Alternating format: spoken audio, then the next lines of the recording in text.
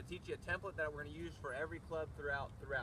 So whether we're playing a sand wedge, we're playing a pitching wedge, or whether we're playing a 7-iron, I'm going to hit it the exact same way. Okay. So that to me gets, ultimately is what's consistent. Gives me consistency. That way I'm making the same stroke on every time, and I'm just switching clubs to determine how far I want it to roll out. So if I'm going to this first pin here, I'm going to do the same thing on all these shots, which is I'm going to get a pretty narrow stance. I don't need a whole lot of speed. I see a lot of people that get a big wide stance or creating a lot of motion. I'm looking to only carry all these shots about 6 yards.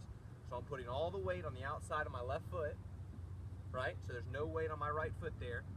I'm putting the ball in the middle of my stance, and then I'm basically just turning it into a long putting shot, right? I'm just making sure I carry that 6 yards, and wherever that ball goes, I'm not really concerned about it. If I do my homework before I hit the shot, I've chosen the right club to go to that correct hole.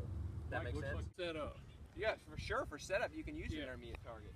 So you can say, if I'm using this orange tee as a guide, play a game with yourself. See if you can't start one right in the orange tee that curves around to it. So something like this, right?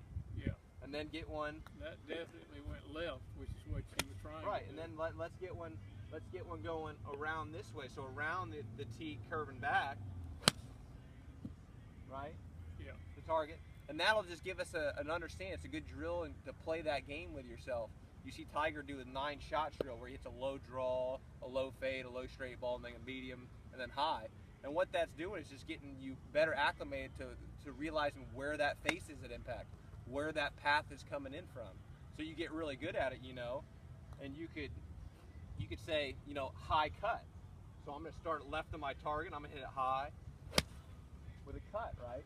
So I have an understanding of what path needs to be created to hit that shot, where that face needs to be an impact. A bit wider because we're going to create a little bit more swing here. It's not a chip shot where we're just trying to carry it 6 yards anymore. We're going to pitch it up onto the green. We're going to have a little more loft, our 56 or our 60. We're going to put it middle to up in our stance. I don't want to see a lot of shaft lean. Hands got to stay back because that's how that club's going to slide underneath the ball. Acceleration's still the key here.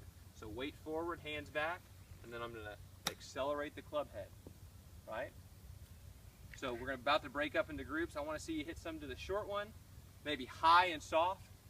So that's going to require a little bit more swing, and then maybe some to the far pin where it's going to be not as big a swing, but that face doesn't have to open quite so much. All right?